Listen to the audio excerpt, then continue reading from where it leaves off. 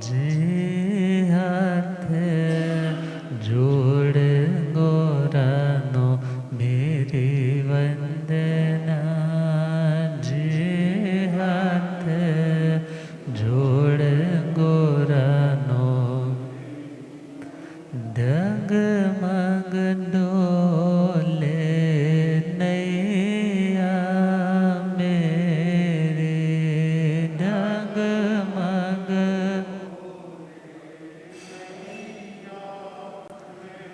मुझको है सतगुरु तेरे।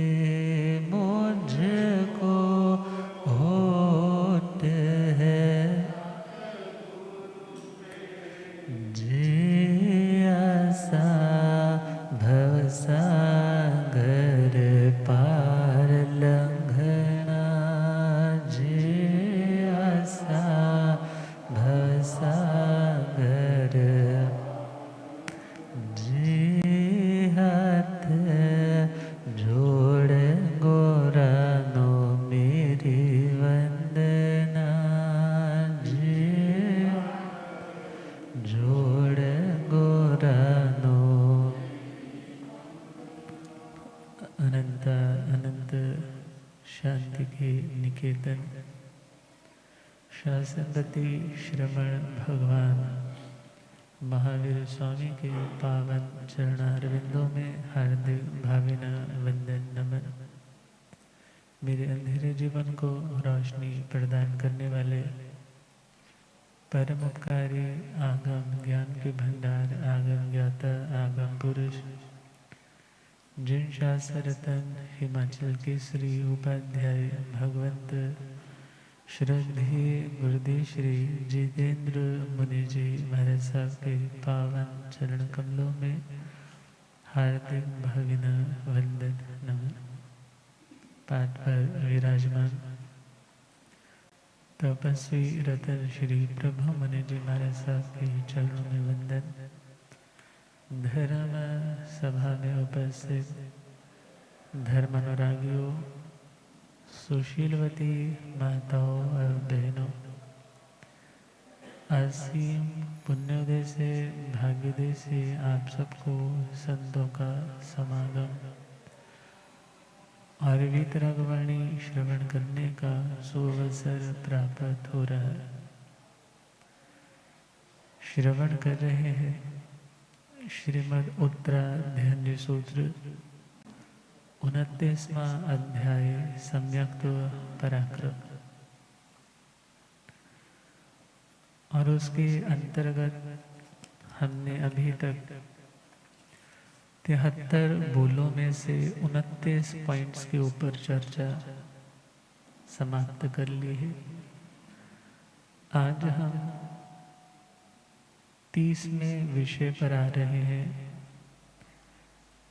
जो शांति का एक स्वर्णिम सूत्र है। शायद प्रैक्टिकली जिंदगी में अपनाना कुछ इम्प्रैक्टिकल सा लगे, मुश्किल भी लगे, मगर प्रभु महावीर स्वामी ने स्वयं जिस मार्ग का चयन किया, जिस साधना को किया, प्रभु ने वही मार्ग, वही साधना मुमुक्षु आत्माओं को प्रदान की। तो आज का विषय है डिटैचमेंट, अप्रतिबद्धता। अप्रतिबद्धता। प्रभु के चरणों में प्रश्न आया, अपरिबद्ध यायणं भन्ते जीवे किम जड़े। हे भगवान, अप्रतिबद्धता से आत्मा को क्या मिलता है? अप्रतिबद्धता का सबसे पहले मीनिंग जानना होगा, अर्थ समझना होगा। प्रतिबद्ध होना, किसी चीज से बाउंड होना। प्रतिबद्ध का मतलब किसी चीज से बंध जाना। अब प्रभु ने क्या कहा?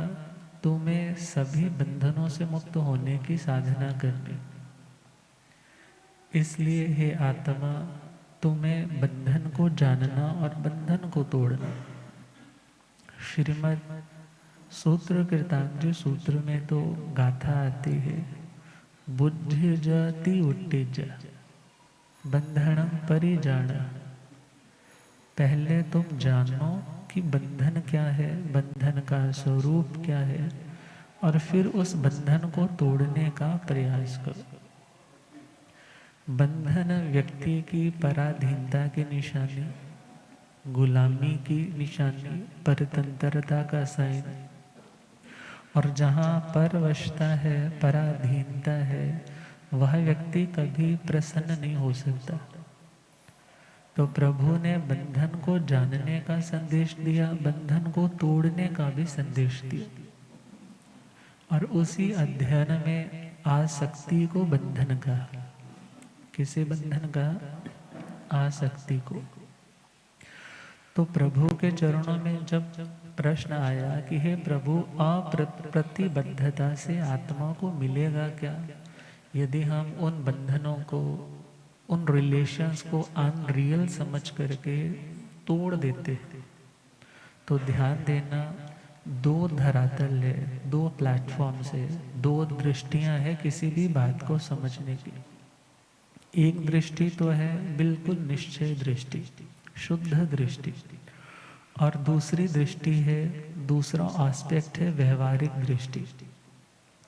व्यवहारिक धरातल पर रहते हुए आप लोग अपने रिश्तों को इस तरह से ब्रेक करके, तोड़ करके जिंदगी नहीं गुजार पाओगे। अब विचार करना है, इस तरह तोड़ नहीं सकते, ब्रेक कर नहीं सकते, तो हम क्या कभी प्रसन्न नहीं हो पाएंगे? तो वहाँ दो चीजें कही है। बंधन दो तरह के होते हैं, एक द्रव्य का बंधन और दूसरा भाव का बंधन। पहला बंधन कौन सा? द्रव्य। द्रव्य का बंधन बाह्य दृष्टि से दिखाई दे जाता है कि ये इसकी पत्नी है, ये इसके बच्चे हैं, ये इसकी दुकान है, ये इसका मकान है। मगर भावों का बंधन, वो भावना आत्मा की चीज है। भावना किसकी चीज है? आत्मा की चीज है। तो भावों में कितना कुछ आता है। कभी किसी के प्रति अपनापन आता है, किसी के प्रति कभी कभी नफरत आती है, किसी के प्रति ईर्ष्या आती है, किसी के प्रति व्यक्ति को ये आता है कि मैं सर्वस्व इस पर न्यौछावर कर दूं, और कभी आता है कि इससे सब कुछ ग्रहण कर लूं, छीन लूं। तो भावों के धरातल पे देखे तो कभी क्रोध है, कभी अभिमान है, कभी छल कपट का भाव है, कभी व्यक्ति दूसरों के अधिकारों को देख करके ललचा जाता है। तो प्रभु ने कहा कि जो भीतर के बंधन है, जो भीतर आसक्ति के बंधन है, आसक्ति अक्सर व्यक्ति यही समझता है, आसक्ति मतलब राग, आसक्ति का मतलब राग। मगर ध्यान देना है, आसक्ति जस्ट और जस्ट राग नहीं है, क्योंकि जहाँ राग होगा वहाँ द्वेष तो ऑटोमेटिकली होगा, जहाँ राग होगा वहाँ द्वेष होगा ही होगा। सिक्के के पहलू दो होते हैं, हेड है तो टेल है, रात है तो दिन है। सिमिलरली जहाँ राग है वहाँ व्यक्ति को द्वेष अवश्य में आएगा ही, बिकॉज कारण क्या उसका? जिसके प्रति राग है उसका भी रीजन क्या है? वो व्यक्ति आपके अनुकूल चल रहा है, अनुकूल मनोज्ञ चल रहा है, आपके अकॉर्डिंगली हर चीज बोलता है, करता है। तो आपको उसके प्रति फिर अनुराग, अनुराग है एक पॉजिटिव सेंस वाला। मगर राग मतलब राग थोड़ा सा अपर लेवल वाला, मीन्स नेगेटिव सेंस वाला। अनुराग में तो व्यक्ति में प्रेम का भाव भी हो सकता है, मगर राग में वो व्यक्ति रागात्मक, वासनात्मक उस अपनत्व में आ जाता है। और जब राग आया है तो याद रखना, उसके प्रति तुम्हारी अब एक्सपेक्टेशंस बढ़ेंगी, ये मेरे लिए ऐसा करे, ये मेरे लिए ऐसा करे। एक लेवल तक वो व्यक्ति करेगा, तुम्हारा पुण्य है, वो निमित्त बना है, वो करता जाएगा। मगर एक समय आएगा जब पुण्य क्षीण हुआ, वो व्यक्ति उतना प्रेजेंट नहीं कर पाया, वो उतना तुम्हारा केयर नहीं कर पाया, उसी के ऊपर तुम्हें अब क्रोध आ जाएगा। उसी के ऊपर क्या आएगा? जिसके लिए कभी तुम दुआएं मांगते थे, माला का एक एक मन का, जिसकी लंबी उम्र की दुआ को लेकर के होता था, आज उसी व्यक्ति के विनाश के लिए भी वो माला के मन के घूमने लग जाते हैं। किसके कारण? जहाँ राग वहाँ देव। सूर्यकांता महारानी को राजा परदेसी से कितनी मोहब्बत थी, कितनी अटैचमेंट थी, कितना अपनत्व था, मगर जब उसे लगा कि अब ये मेरे काम का नहीं रहा, बेटे को कहा कि तू पिता को किसी तरीके से जहर दे के मार दे। बेटे ने अनसुना कर दिया। फिर सूर्यकांता महारानी वही जो उसे कभी पलक पावड़े बिछाकर इंतजार में बैठती थी, आज उसी के विनाश के लिए तैयार हो गई। इसलिए प्रभु ने कहा जहाँ राग होगा वहाँ द्वेष तो होगा ही होगा। आप देखो ना, आपकी जिंदगी में सबसे ज़्यादा तुम्हें गुस्सा किस पर आता है? कहते हैं ना, we always hurt the one we love the most. हम दुनिया में सबसे ज़्यादा हर्ट किसे करते हैं? जिससे बहुत प्यार करते हैं। अब प्यार का मतलब है कंडीशनल वाला प्यार, अनकंडीशनल नहीं कर रहे। अनकंडीशनल प्यार का प्रभु ने कभी मना नहीं किया। अनकंडीशनल मीन्स बिना शर्त के, बिना किसी कंडीशन के, कि तुम उस व्यक्ति को पूरी केयर दोगे, पूरा रिस्पेक्ट करोगे, पूरा उसका ध्यान रखोगे। मगर कंडीशनल का मतलब तुमने ये शर्त लगा दी, ऐसा ये व्यक्ति मेरे लिए करता रहेगा तो मैं इसके लिए ऐसा करूँगा, मैं इसको अपना सर्वस्व अर्पण करूँगा।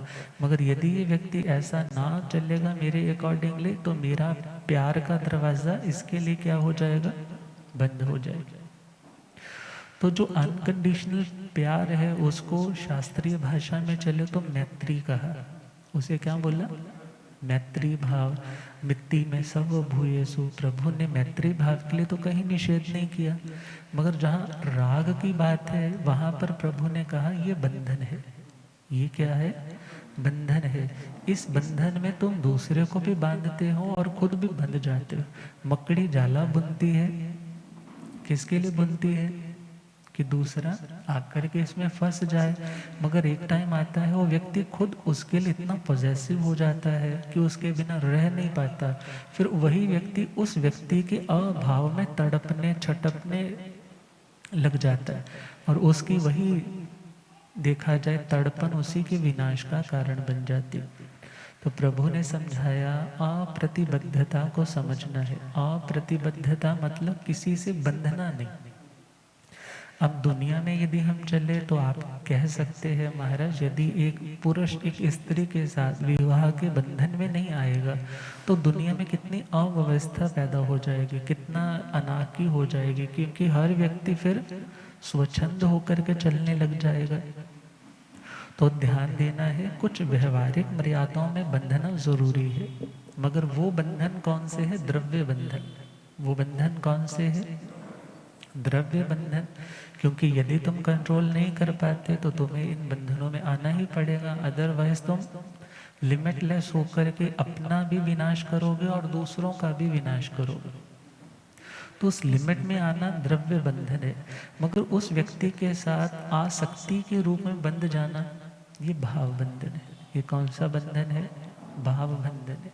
तो प्रभु ने क्या बोला कि तुम्हें भावों से उस व्यक्ति के अस्तित्व को भी स्वीकारना है, अपने अस्तित्व को भी स्वीकारना है, और इस सत्य को भी स्वीकारना है कि हे आत्मा, किसी भी आत्मा के आत्म प्रदेश तेरे आत्म प्रदेशों के साथ सदा सदा के लिए एक मेक नहीं हो सकते। हो सकते हैं क्या? तुम किसी का हाथ में हाथ बांध करके प्रॉपर, सपोज करो फेविकोल का जोड़ लगा दिया है ना, फेविकोल लगा दिया, हाथ दोनों बांध दिए टाइटली, मगर एक के प्राण पखेरु उड़ गए, एक व्यक्ति के प्राण निकल गए, तो उस व्यक्ति के साथ तुम्हारा रिश्ता क्या हो गया? और यदि तुम आसक्ति से फिर भी बंधे हुए हो उसके साथ, तो उस व्यक्ति के जाने के बावजूद भी तुम डिस्टर्ब रहोगे, क्योंकि तुम सत्य को नहीं स्वीकार कर पाए कि संयोग वियोग धर्मा होते हैं। कोई भी रिलेशन, कोई भी रिश्ता, कोई भी संयोग शाश्वत नहीं होता है। यदि शाश्वतता तक पहुंचना है तो वो स्थिति है कर्मों से मुक्त स्थिति, जहाँ पे एक माहे अनेक राज्य। हाँ, वो कौन सी स्थिति है? जहाँ पर तुम कर्मों से मुक्त हो। यदि तुम चाहते हो कि मेरा और मेरा जिसके प्रति बहुत अनुराग है, हम दोनों सदा के लिए एक हो जाए, तो वो तो कौन सा रास्ता है जो राजमती जी ने रथनेमी जी को दिखाया था? कौन सा रास्ता दिखाया था? कौन सा रास्ता दिखाया था? कर्मों से मुक्त होने का रास्ता। कि कर्मों से मुक्त हुए बगैर आत्मा यदि किसी के साथ भी सदा सदा के लिए एक में खोकर रहना चाहता है, तो इस दुनिया के धरातल पे, इस देह के धरातल पे, इस कर्मों के साथ वो कभी भी शाश्वतता को प्राप्त नहीं कर सकता। तो अप्रतिबद्धता का मतलब क्या हुआ? किसी के साथ बंधना नहीं। बंधना अब दो तरह का, द्रव्य से बंधना और भावों से बंधना। और हम देखिए ये बंधना पूज्य आचार्य भगवान श्री आत्माराम जी महाराज सब फरमाते हैं 4 टाइप का भी होता है। 4 टाइप का कौन सा? द्रव्य बंधना, द्रव्य अप्रतिबद्धता। अप्रतिबद्धता का मतलब बंधन में नहीं आना, और बंधन में आना मतलब प्रतिबद्धता। तो वो 4 टाइप की अप्रतिबद्धता है। द्रव्य अप्रतिबद्धता, क्षेत्र अप्रतिबद्धता, काल अप्रतिबद्धता और भाव अप्रतिबद्धता। मीन्स किसी के द्रव्य का मतलब है एक मैटर, एक मटेरियल, एक कोई व्यक्ति हो सकता है। किसी भी व्यक्ति के साथ, किसी भी पदार्थ के साथ कि ये मिलेगा तो खाना है, वो मिलेगा तो मैं खुश हूँ, अदरवाइज मैं दुखी हूँ। तो प्रभु ने क्या बोला? किसी को अपनी कमजोरी मत बनने दो। क्या मत बनने दो? कमजोरी बन जाएगी वो चीज़ तो तुम कल को तड़पोगे, उसके बिना रह नहीं पाओगे, फिर कुछ भी गलत ट्रैक पे चलने के लिए बढ़ने लग जाओगे। तो यहाँ पर अब एक और क्वेश्चन आ जाता है।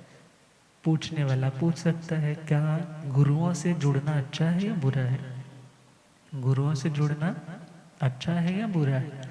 तो वहाँ पर उत्तर बहुत स्पष्ट है कि जिनके साथ जुड़ने से तुम्हें यह बोध हो सके कि तुम अकेले हो, जिनके साथ जुड़ने से तुम्हें ये रियलाइजेशन हो सके कि तुम्हारा अस्तित्व अपना है, उनका अस्तित्व अपना है, तो ऐसों के साथ जुड़ना बुरा नहीं है। क्योंकि वो गुरु भगवंत ऐसी कश्ती के समान है कि तुम्हें पार लेकर जाने में वो समर्थ है। मगर लास्ट में जब किनारा आएगा तो वहाँ तो गौतम स्वामी जी की तरह प्रभु के मोह को भी छोड़ना होगा। जब किनारा आएगा मीन्स यदि तुम कर्मों से पूर्णतया मुक्त होना चाहते हो, तो तुम्हें उनके प्रति अनुराग को, अपनत्व को, ममत्व को, मेरेपन को, उसे भी विसर्जित करना होगा, त्यागना होगा, छोड़ना होगा, क्विट करना होगा। मगर जब तक किनारा नहीं आया तब तक हमें किनके साथ जुड़ना है? ऐसी उत्तम आत्माओं के साथ जो स्वयं किनारे तक पहुंचने के लिए चल पड़ी है। उनके लिए शास्त्रों में शब्द आता है संयोगा विप्पमुक्कस, जो संयोगों से पूरी तरह से मुक्त हो चुकी है, जिन्होंने दुनिया के द्रव्य के बंधन भी छोड़े हैं और भावों से भी अपनी आसक्ति को तोड़ने का अभ्यास जिनका निरंतर जारी है, कंटिन्यूसली जो जिसमें लगे हुए। तो यहाँ पर द्रव्य का बंधन कोई पदार्थ विशेष हो सकता है कि बस यही मिलेगा तो मैं हैप्पी हूँ, अदरवाइज अनहैप्पी हूँ। तो प्रभु ने बोला ऐसे किसी फिक्स चीज के साथ चिपको नहीं। क्या नहीं करो? चिपको नहीं। क्योंकि यदि चिपक जाओगे तो उतारते टाइम कितनी देर भी लगेगी, जोर भी लगेगा और स्वरूप भी बिगड़ जाएगा। और दूसरा पॉइंट है क्षेत्र के साथ भी चिपको नहीं। किसके साथ नहीं चिपको? अब किन्हीं लोगों को अपने घर से बहुत ज़्यादा प्यार होता है, किन्हीं लोगों को अपनी फैक्ट्री से बहुत ज़्यादा लगाव होता है। कहीं जाना भी पड़े वो क्या बोलते हैं, मैं नहीं जा सकता, किसी और को ले जाओ। इट मीन्स लाइफ में यदि किसी को कुछ और भी करना है तो वो नहीं कर पाता। क्यों? क्योंकि वो किसी एक फिक्स जगह के साथ ही जुड़ा हुआ है। और इसको और आगे समझे, साधु है तो साधु के विचरण क्षेत्र अलग अलग टाइप के होते हैं। और सपोज किसी स्थान पे उसको मानने वाले लोग बहुत बढ़ गए, उनको अंडरस्टैंड करने वाले लोग बहुत बढ़ गए, और यदि वो साधु पोजेसिव हो जाए कि यह क्षेत्र तो किसका हो गया, मेरा हो गया, तो फिर वो तकलीफ में आ जाएगा। क्यों तकलीफ में आएगा? क्योंकि उसे तो विचरण करना है, एक जगह तो फिक्स्ड होकर के बैठेगा नहीं, विहार करेगा, कोई दूसरा आकर के बैठा। क्योंकि दुनिया है, क्योंकि दुनिया सिमिलरली ग्राहकों की तरह है, जहाँ सामान बढ़िया लगता है वहाँ पर, जहाँ जिस दुकान पे सामान ज़्यादा बढ़िया अच्छी वैरायटी लगती है तो वहाँ खरीदने चली जाती है। इसी प्रकार जहाँ पर सुनाने का, समझाने का तरीका अच्छा लगता है, उनका बोल व्यवहार अच्छा लगता है तो लोग वहाँ भी चले जाते हैं, उनकी साधना अच्छी लगती है। अब जिसका प्रभाव ऑलरेडी उस क्षेत्र में था, वो किसी दूसरे क्षेत्र में है, उसको सूचना मिलती है तुम्हारा भक्त अब उनके साथ जुड़ गया, तुम्हारा वो भक्त उनकी बड़ी सेवा कर रहा है। यदि उस क्षेत्र के प्रति अपनत्व, ममत्व, यदि उसके प्रति मेरापन, अथॉरिटी वाली भावना होगी तो वो शांत नहीं रह पाएगा। संत भले वो साध्वी है, भले वो संत है, उसका मन क्या हो जाएगा? आरत ध्यान से भी भर सकता है, रौद्र ध्यान से भी भर सकता है, धर्म ध्यान से विचलित हो जाएगा। क्यों? क्योंकि उसने दीक्षित होने के बावजूद भी भावों से अप्रतिबद्धता स्वीकार नहीं की। और जब तक ये भावों से अप्रतिबद्धता नहीं आएगी तब तक जिंदगी में शांति। अब तीसरा पॉइंट है, तीसरा पॉइंट है काल अप्रतिबद्धता। काल अप्रतिबद्धता का मतलब किसी टाइम के साथ। कौन सा टाइम? जिंदगी का वो वक्त जिस वक्त में तुम्हें बहुत अच्छी अच्छी चीजें मिलती गई, तुम्हें रिगार्ड मिला, तुम्हें रिवॉर्ड मिला, तुम जो चाहते थे सो मिला, मगर आज प्रेजेंट टाइम में वो नहीं है।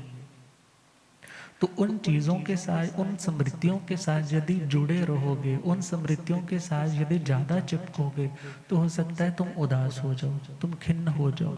बल्कि यह सोचो जो बीत गई सो बात गई, वो चला गया ना, वो तो बीत गया। अब जो है प्रेजेंट उसके बारे में सोचना। वो टाइम सपोज करो जिंदगी का ऐसा भी हो सकता है जब तुम्हारी शादी हुई थी, हाँ, बहनें जब शादी होकर के आती है तो अक्सर हो जाता है कि ससुराल वालों ने गहना नहीं डाला, उधर से गहना लेकर के आई थी और इधर उसकी ननद ने ले लिया, या कुछ ऐसा हो गया, कपड़े उसके चुरा लिए, कुछ भी हो सकता है, होता ही अक्सर लोगों के घरों में। क्योंकि जहाँ कषाय है, कर्म का भुगतान है, वहाँ सब कुछ होगा। अब जब कुछ ऐसा हो गया, तुम आज बहुत प्रॉस्परस हो, आज बहुत हैप्पी लिविंग में हो, आज तुम्हारी जिंदगी में कोई कमी नहीं, मगर तुम जस्ट उस एक घटना से चिपके पड़े हो। किस घटना से? मेरे साथ ऐसा किया था, ऐसा किया था। जब कभी कोई प्रॉब्लम आती है तो पति को एक ही बात तुम सुनाते हो, ध्यान देना, इससे तुम्हारा ये रिश्ता वीक होता है। और यदि तुम ये अंडरस्टैंड करो जो बीत गया वो मेरा कोई कर्म उदय था, सामने वाला उस टाइम खुद को कंट्रोल नहीं कर पाया, उसका बिहेवियर ऐसा हो गया, मगर मेरा कर्म का कर्जा उतर गया। हे आत्मा, मैं बार बार उसके बारे में क्यों सोचूं? आज अच्छा है ना। और वो काल, वो समय जब कोई बहुत आपका नियर, कोई बहुत ज़्यादा ऐसा व्यक्ति जो आपकी बहुत केयर करता था, वो आपके हर दम आस पास था, मगर आज वो दुनिया से रुखसत कर गया, चला गया। तुम उसको याद करके यदि तड़पते रहोगे तो तुम आनंद में नहीं हो, तुम शोक में चले जाओगे। तो प्रभु ने क्या बोला? तुम उस समय से भी खुद को क्या कर लो? डिटैच कर लो, उसके साथ खुद को जोड़ो नहीं, बल्कि क्या कला सीखो? जो बीत गया वो पास्ट हो गया, जो बीत गया वो भूत हो गया। और जो भूत के साथ चिपकता है, बोलते हैं ना, फिर तो झाड़े करवाने पड़ते हैं। अब भूत के साथ नहीं चिपकना है, जो बीत गया। अब विचार करो ना, बड़ा एक सिंपल सा एग्जाम्पल, सांस लेते हो आप लोग, क्यों लो ध्यान वालों, उचाना वालों, सांस लेते हो, कहोगे हमारे सांस के बिना तो जिंदगी चल ही नहीं सकती। अब विचार करो, श्वास लिया, श्वास भरा आपने, फेफड़ों में, लंग्स में भी भरा, पेट में भी भरा। अब भरने के बाद आप कितनी देर होल्ड कर सकते हो? कितनी देर होल्ड कर सकते हो? आधा मिनट, 40 सेकेंड, 1 मिनट। और उसके बाद क्या करोगे? उसके बाद एक्सेल करोगे, छोड़ दोगे। अब आपने श्वास छोड़ दिया, अब छोड़ने के बाद अब छोड़े थोड़े रखोगे, क्या करोगे? दिस इज लाइफ, इसका नाम जिंदगी। जिंदगी में कोई आता है, बहुत केयर करता है, तुम उसको अपना लेते हो। अपना लिया, इजी है, मगर कब तक अपनाए रखोगे? समय आता है डिपार्ट अवे, वो व्यक्ति दूर हो जाता है या तुम्हें दूर होना पड़ता है। अब वो चला गया, वो चला गया। अब ये सोचो कि यदि मैं ये सोचूं मैं उसको होल्ड करके रखूं, श्वास को रोक करके रखूं, तो मृत्यु अवश्यम भावी। और यदि श्वास लेने के बाद छोड़ दिया तो ध्यान रखना, जिंदगी में क्या होता है, एक जाता है और दूसरा, पॉजिटिव वे में लेना है, एक जाता है और दूसरा नेगेटिव वे में ग्रहण नहीं करना है। एक आता है दूसरा जाता है, मीन्स एक के कंधे पे अभी तक तुम रोक करके अपना दिल हल्का कर लेते थे, मगर आज यदि वो चला गया है तो दूसरा कंधा मिल जाता है। मीन्स यदि एक व्यक्ति के प्रति ही तुम इस तरह से दुखी होते रहोगे तो तुम्हें शांति नहीं मिली। एक रास्ता यह है, मगर दूसरा रास्ता कौन सा है कि तुम सत्य को स्वीकार कर सको, सत्य को स्वीकार कर सको कि हे आत्मा, कब तक ये कंधे बदलते रहोगे, कब तक ये कंधे बदलते रहोगे? तुम उसको खोजो जो सदा तेरा है, तेरे साथ है, और आंसर मिलेगा, वह है तुम्हारी आत्मा। वो कौन है? ये शरीर भी लास्ट टाइम साथ नहीं चलेगा, रिश्ते भी साथ नहीं चलेंगे, प्रॉपर्टी भी साथ नहीं चलेगी। तो जो अपना है उसके लिए हम क्या कर रहे हैं, उसको रियलाइज करना ही तो धर्म का, देखा जाए, मिशन है, धर्म का मोटिव है। तो तीसरा पॉइंट है काल अप्रतिबद्धता, और चौथा पॉइंट है भाव अप्रतिबद्धता। चौथा पॉइंट कौन सा? भाव अप्रतिबद्धता। मीन्स भाव का मतलब भावना, वो भीतर का कोई इमोशन, कोई फीलिंग, कुछ भी हो सकता है। ज्ञाता दृष्टा भाव क्या कहता है? तुम जानो, देखो और जाने दो। सपोज करो तुम फ्री थे और तुम पहुंच गए रेलवे स्टेशन पे, और प्लेटफॉर्म पे तुम बैठे हो, गाड़ी आ रही है, गाड़ी जा रही है, तुम्हें गाड़ी में चढ़ना भी नहीं है, तुम्हें किसी का इंतज़ार भी नहीं है, गाड़ियाँ आ रही हैं और जा रही है, तुम्हें कोई प्रॉब्लम नहीं हो रही, तुम आती हुई जाती हुई गाड़ियों को देख रहे हो। इसका नाम है ज्ञाता दृष्टा। इसका नाम क्या है? तुम जान रहे हो, देख रहे हो, तुम किसी के साथ जाकर बैठ नहीं रहे, तुम किसी ट्रेन में जाकर चढ़ नहीं रहे, तुम किसी के उतरने की इंतजार नहीं कर रहे, तुम जस्ट अपने स्वरूप में हो। जानना और देखना, मेडिटेशन भी यही है, जानना और देखना। विचारों को पकड़ना नहीं है, विचार आएगा चला जाएगा। विचार को विचार क्यों कहा? क्योंकि जो विचरण करता है, जो चलता रहता है, जो मूव करता रहता है, जो चेंज होता ही रहता है, उसका नाम क्या है? विचार। तो प्रभु ने क्या बोला? अप्रतिबद्धता। भावों के साथ भी तुम्हें चिपकने की जरूरत नहीं है। वो क्रोध का भाव भी हो सकता है, अभिमान का भी हो सकता है, छल कपट का भी हो सकता है, अपनी गलती का भी हो सकता है, दूसरे की गलती का भी हो सकता है। वो भाव जब अंदर आया, यदि तुम उसी के ऊपर कॉन्टेम्पलेट कर रहे हो, उसी के साथ चिपक करके बैठे हो, तो तुम अपने स्वरूप से जुदा हो। तो प्रभु ने कहा अपने स्वरूप में आने के लिए तुम्हें सत्य को स्वीकारना हो। तो प्रभु से पूछा गया कि हे प्रभु, अप्रतिबद्धता से आत्मा को क्या मिलता है? तो अप्रतिबद्धता के लिए शास्त्र में शब्द आता है अनिलो इव निरालया। श्रीमद् औपपातिक जो सूत्र में एक श्रमण, एक संत की उपमाएं दी है। उपमा मतलब एक सिमिलैरिटी दी है कि उनके अंदर ऐसी क्वालिटी होती है, किसी एक क्वालिटी को लेकर के हम किसी के साथ तुलना करते हैं, उसका नाम होता है उपमा। वो खाने वाला उपमा नहीं, नमकीन वाला। ये उपमा कौन सा? जिसमें किसी एक चीज को, एक गुण को, एक धर्म को, एक एट्रीब्यूट को लेकर के तुम उसके साथ सिमिलैरिटी देते हो। जैसे चांद की तरह मुखड़ा, अब पूरा चांद थोड़े ही है वो मुखड़ा उसका, मगर उसकी सौम्यता, उसकी सुंदरता, उसकी दृष्टि से। ऐसे ही शास्त्रों में साधु के लिए उपमा दी है कि जो अनिल के समान, अनिल बोलते हैं वायु को, वायु के समान जो निरालय, निरालय मतलब जिसका कोई पक्का ठिकाना नहीं है, जिसका कोई पक्का ठिकाना, जो एक जगह पर ही नहीं, ये नहीं बोलेंगे कि हवा का तो ये घर है जी, ऐसा तो नहीं ना होता। हवा तो क्या करती रहती है? बहती रहती। इसी प्रकार एक आत्मार्थी को भी कैसा बनना, वायु की तरह, हवा की तरह। जैसे संत लोग विहार करते हैं, उसका लॉजिक क्या है, अप्रतिबद्ध विहारी शब्द आता है। विहार क्यों करते हैं, किसी स्थान से उनका जुड़ाव ना हो, आसक्ति ना हो। लंबा टाइम रुकेंगे, लोगों से अनुराग हो जाएगा, लोगों को अपनत्व होने लग जाएगा। जब गहरा अपनत्व हो जाता है, पर धीरे धीरे मर्यादाएं टूटती जाती है। फिर धीरे धीरे मर्यादा मतलब जो उनके नियम है वो धीरे धीरे दोषों में भी कन्वर्ट होने लग जाते। इसलिए कहा जाता है बिना कारण के लंबे वक्त किसी स्थान पे तुम मत रुको। और हम देखें तो साधु का नवकल्पी विहार है, मास कल्प आते, और साध्वी जी के 5 कल्प का आता है। अब कल्प का मतलब है एक मर्यादा। जैसे चौमासे का टाइम ड्यूरेशन जो नॉर्मली रहता है वो 4 महीने का रहता है, तो 4 महीने साधु सपोज एक जगह रुका, ये उसका एक कल्प है। और फिर उसके बाद कितने महीने शेष बचेंगे, 8 महीने। तो हर एक एक महीने का साधु के लिए वैसे 28 दिन का आता है। तो वो हम देखें तो फरवरी के महीने की अपेक्षा हम आज के टाइम में समझ ले तो एक एक महीना, मतलब वो एक एक महीना ऐसे 8 हो गए, 8 + 1 एक मिला दिया तो 9। तो साधु के विहार के लिए बोला जाता है 9 कल्पी विहार। और साध्वी जी महाराज विहार करेंगे तो उनके लिए 5 कल्पी विहार बोलते हैं। चौमासा कितने महीने का, 4 महीने का।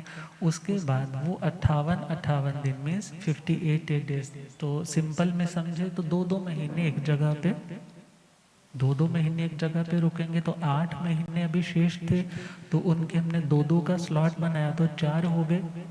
और इधर ये चौमासे का ये कितने हो गए, 5, पंचकल्पी विहार। तो मीन्स एक साधु या एक साध्वी जब बिना किसी कारण के, या रुग्णता नहीं, बीमारी नहीं है, और उसी के साथ साथ किसी कोई तप विशेष की साधना नहीं है, तो वह बिना किसी कारण के एक जगह पे लंबा वक्त नहीं रुकते। अब उसके पीछे क्या कारण है कि बहते रहेंगे तो निर्मल रहेंगे। पानी के लिए भी बोलते हैं ना, पानी एक जगह पे ही रहे। कुएं का पानी सपोज निकाला नहीं जाए और नीचे वाला फ्लो आए नहीं ऊपर, तो धीरे धीरे वो पानी भी क्या हो जाता है, सड़ने लग जाता है। और बहता रहे तो फ्रेश रहता है। सिमिलरली व्यक्ति को भी किसी एक व्यक्ति के साथ, किसी एक स्थिति के साथ, किसी एक समय के साथ, किसी एक भाव के साथ चिपकना नहीं है। यदि वहीं तुम जुड़ जाओगे तो क्या होगा, यदि एक ही जगह चिपक जाओगे और शांत हो जाओगे, प्रोग्रेस रुक जाएगी। सूर्य भी देखो ना, आता है अपने टाइम पे, चला जाता है। अब वो आना जाना फ्रेशनेस का सूचक है। और यदि एक ही जगह पे रुक जाएंगे तो इवन बहुत से कहते हैं मोक्ष में जाकर के क्या होगा, वो तो शून्य की अवस्था में चला जाएगा। तो शून्य वो शून्य नहीं है कि बिल्कुल आत्मा का अस्तित्व 0 हो जाएगा। आत्मा भी रहेगी, उसमें फ्रेशनेस भी रहेगी। वो आत्मा अपने सत्य मीन्स अस्तित्व से भी जुदा नहीं होगी। सेकंड पॉइंट, वो चित्त अपने चेतन स्वरूप से, ज्ञान स्वरूप से भी अलग नहीं होगी। और तीसरा पॉइंट है आनंद स्वरूप, उसका जो अपना सहज आनंद स्वरूप है, उससे भी वो आत्मा जुदा होने वाली नहीं। तो अप्रतिबद्धता से आत्मा को क्या मिलेगा, प्रभु कहते हैं अपरिबद्धेन भन्ते जीवे किम जनिए, अपरिबद्धेन निसंगतं जनिए। अप्रतिबद्धता से आत्मा में निसंगता पैदा होती है। निसंगता मतलब किसी चीज़ के साथ यदि तुम जुड़े हो, तो जुड़ने के बाद सपोज तुम अलग होते हो तो कुछ ना कुछ उसके गुण धर्म तुम्हारे में आने लगते हैं। जैसे बोलते ना, यदि बढ़िया वाले आम में एक बुरे वाला गला हुआ आम डालोगे तो धीरे धीरे क्या होगा, बाकी आम भी गल जाएंगे। ये उदाहरण किसके लिए समझाया जाता है, बुरी संगति के लिए। किसके लिए, संगति का मतलब संग, संग का मतलब किसी के साथ, किसी के साथ जब रहे हैं तो उसका रंग हमारे ऊपर भी चढ़ने लग जाता है। अब आपने गुलाब का फूल लिया, एक ग्लास में डाल दिया, ग्लास में डालना और कुछ देर के बाद आपने उसमें से वो फूल निकाल लिया, तो उसमें से फिर भी कुछ ना कुछ फ्रेग्रेंस, इसका नाम क्या है, उस संग का प्रभाव। ऐसे ही प्रभु कह रहे हैं कि जो व्यक्ति अप्रतिबद्ध, किसी के साथ बंधा नहीं, किसी के साथ बंधा नहीं, तो उस व्यक्ति की जिंदगी में असंगता आएगी। असंगता मतलब फिर किसी और का प्रभाव हमारे ऊपर नहीं पड़ेगा। और आगे चले तो निसंगत्व से क्या पैदा होगा? निसंगत्तेण जीवे एगे एगग चित्ते दिया वा राव वा असज्जमाणे अपरिबद्धे यावी विहरई। जो व्यक्ति निसंगता में आता है उसे फिर और क्या मिला? तो प्रभु फरमाते हैं दिन हो या रात हो, वो हमेशा एकाग्र चित्त रहता है। कैसा रहता है? मन अनस्टेबल रहता है ना। बोलते हैं मन कभी इधर घूमता है, कभी उधर घूमता है, सामायिक में मन नहीं लगता, माला में मन नहीं लगता, दुकान पे मन नहीं लगता, घर में मन नहीं लगता, बाहर घूमने जाते हैं वहाँ मन नहीं लगता। क्यों नहीं लगता? क्योंकि हमारे पास मन को लगाने के कई सारे बिंदु हैं। हम कई विषयों पे अपने मन को बार बार लेकर जाते हैं।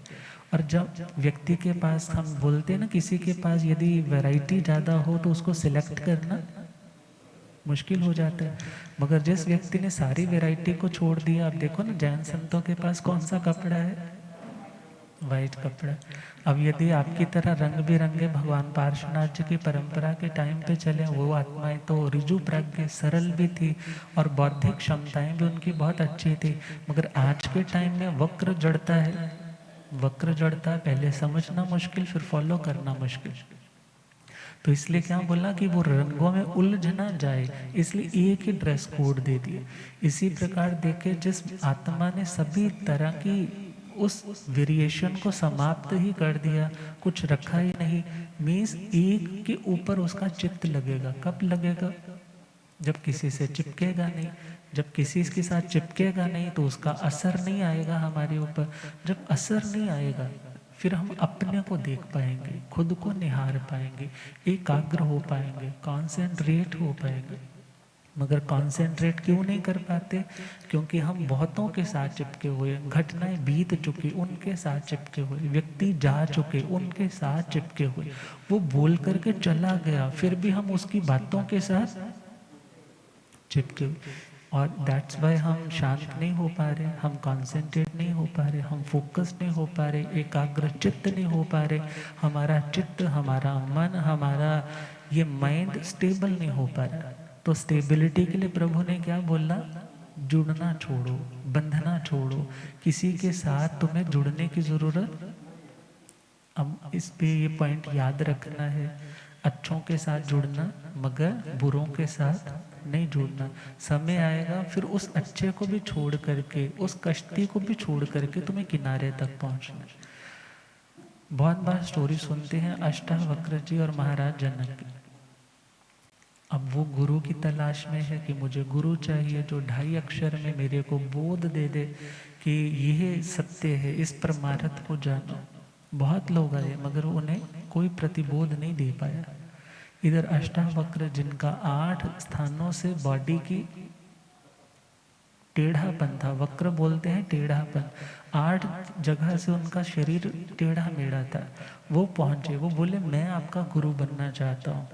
जितनी सभा में विद्वान बैठे थे सब खिलखिला के हंसने लग पड़े। अरे हम इतने एजुकेटेड हैं और ये व्यक्ति अपने आप को जमीन पे लिटता लिटता तो यहाँ तक पहुंचा, और क्या बोला है? मैं इनका गुरु बनूं। गुरुदेव पधारे। हो रब मेरा सतगुरु बन के आया मैनू,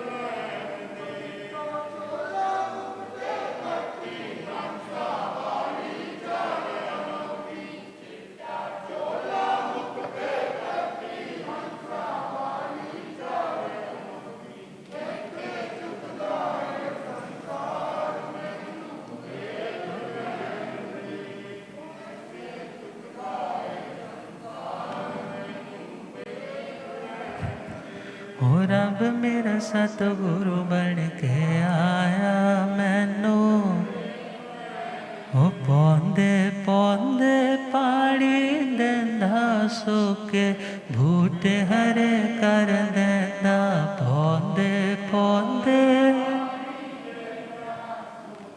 बूटे हरे कर देंदा, केड़ा माली बन के आया मैनू वेख लैण दे, ओ केड़ा माली बन के आया मैनू, हो रब मेरा सतगुरु बन के आया मैनू। भूलिया आगम ज्ञाता आगम पुरर्जन शास्त्र धन हिमाचल केसरी उपाध्याय भगवंत श्रद्धे गुरुदेव श्री जितेंद्र मुनि जी। तो हम अपने टॉपिक को कंप्लीट कर रहे हैं। तो जैसे ही वो अष्टावक्र जी पहुँचे और वो महाराज कहने लगे आप मेरे गुरु कैसे बनेंगे। कहने लगे आपको 2.5 अक्षर में आत्म बोध चाहिए, आत्म ज्ञान चाहिए और मैं आपको देने में समर्थ हूँ। और आपकी शर्त है कि मैं घोड़े पर चढ़ रहा हूँ, एक पैर मेरा किस पे हो, एक पैर जिस पे पैर रख कर के ऊपर चढ़ेंगे ना, एक पैर उस पे हो और मैं जस्ट बैठने वाला हूँ इतनी देर में, जो मेरे को टाइम वेस्ट नहीं करना आत्म बोध के लिए, इतने टाइम में जो इतना कैपेबल हो, जो मुझे ज्ञान दे दे आत्मा का, तो I am ready to devote myself, मैं उसके चरणों में झुक जाऊंगा। तो उन्होंने कहा ठीक है चलो। जैसे ही पहुंचे हैं वो चढ़ने को तैयार होने लगे। कहने लगे महाराज मैं आपका गुरु तो बनना चाहूँगा, मगर आप मेरे को ये बताओ आप मेरे को दक्षिणा क्या दोगे। कहने लगे रहे ना ब्राह्मण के ब्राह्मण, दक्षिणा में पहले ध्यान जा रहा है। बोले नहीं दक्षिणा क्या दोगे पहले वो बताओ। कहने लगे दक्षिणा आप जो कहेंगे मैं सो दे दूंगा, मेरे पास इतने बड़े बड़े राजमहल है, इतना मेरे पास पैसा है, मैं सब आपको दे दूँ। वो अष्टावक्र जी कहने लगे कि वो खजाने तुम्हारे नहीं है, वो पैसा किसका है, वो तो पब्लिक का है। कहने लगा मैं अपनी इनकम वाला दे दूंगा। बोले जब पैदा हुए थे तो कितने रजिस्ट्रियाँ साथ लेकर आए थे। बोले कुछ नहीं लेकर आया था। फिर कहने लगे मुझे तो वो चाहिए जो तुम्हारा अपना हो। फिर कहने लगा कि चलो फिर मैं, यदि महल आप कह रहे हो मेरे नहीं है, तो ये पत्नियां तो मेरी है ना, पत्नियां किसकी है। वो कहने लगे जब जन्म हुआ था तो कौन सी पत्नी साथ जन्मी थी तुम्हारे, कौन सी पत्नी का पल्लू पकड़ के साथ ही उतरे थे धरती पे। तो कहने लगे पत्नियां भी तुम्हारी नहीं है। कहने लगे चलो पत्नी मेरी नहीं है, बच्चों को तो जन्म किसने दिया है, बच्चों को तो जन्म मैंने दिया है। कहने लगे जब अंतिम समय आएगा तो कौन सा बच्चा साथ जाएगा, कौन सा बेटा तुम्हारे साथ साथ चलेगा। विचार आया कि कोई भी साथ नहीं चलेगा। कहने लगे बच्चे भी तुम्हारे नहीं है। फिर सोचने लगा अब क्या दूँ क्या दूँ। कहने लगा ये शरीर तो किसका है, ये शरीर तो मेरा है ना, मैं ये शरीर आपके चरणों में अर्पित कर देता हूँ। कहने लगे ये शरीर भी तुम्हारा, अरे ये शरीर तो इसमें तो आधा हिस्सा माता का और पिता का है, रज और वीर्य के संयोग से ये शरीर निर्मित हुआ है, इसमें तुम्हारा क्या है। कहने लगे फिर मेरा क्या है। कहने लगे चिंतन करो, जो तेरा है वो तुम हो, जो तेरा है वो तुम हो। अष्टावक्र जी क्या कहने लगे, तुम्हें बोध चाहिए ना, जो तेरा है वो तुम स्वयं हो। तो वो आत्म बोध मिला कि मैं आत्मा हूँ। मैं कौन हूँ, आत्मा हूँ। अदरवाइज दुनिया का कोई भी रिलेशन सच्चा नहीं, कोई भी मेरे साथ चलने वाला नहीं। और क्या चिंतन जागा, अपना कोई नहीं है जी के, अपना कोई नहीं है जी, ओ अपना कोई नहीं है जी के अपना।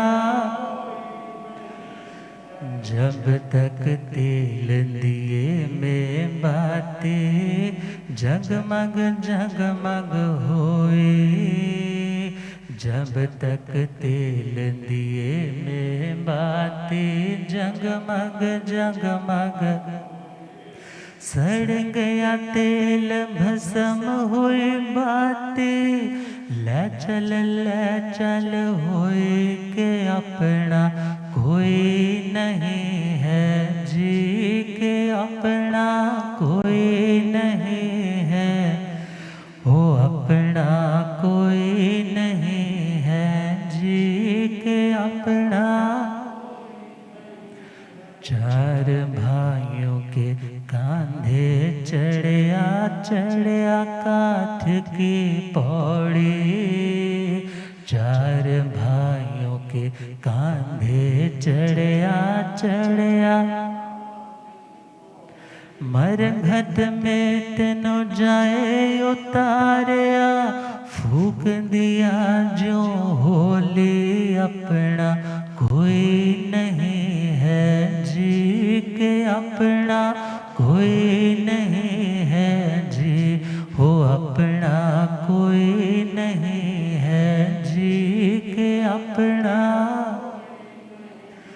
हाड जले जो लाकड़ी, केश जले जो घात, हाड जले जो लाकड़ी, केश जले जो घात, सुंदर तन तायो जल जावे, कोई ना आवे पास अपना कोई नहीं है जी, के अपना कोई, हो अपना कोई नहीं है जी, के अपना कोई नहीं है जी, हाँ अपना कोई नहीं है जी, के अपना।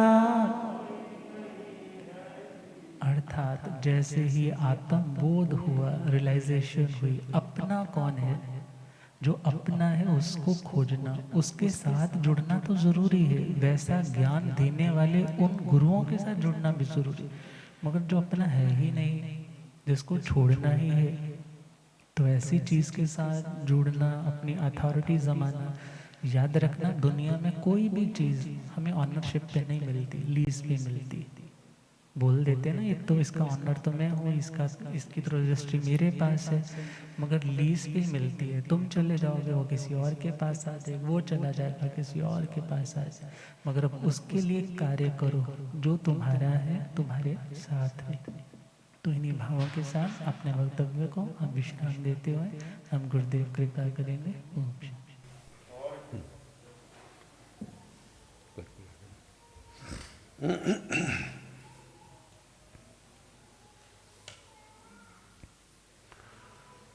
जीण वयने अनुरता, जीण वयन जे करंती भावेण, अमला असंकिलिठा।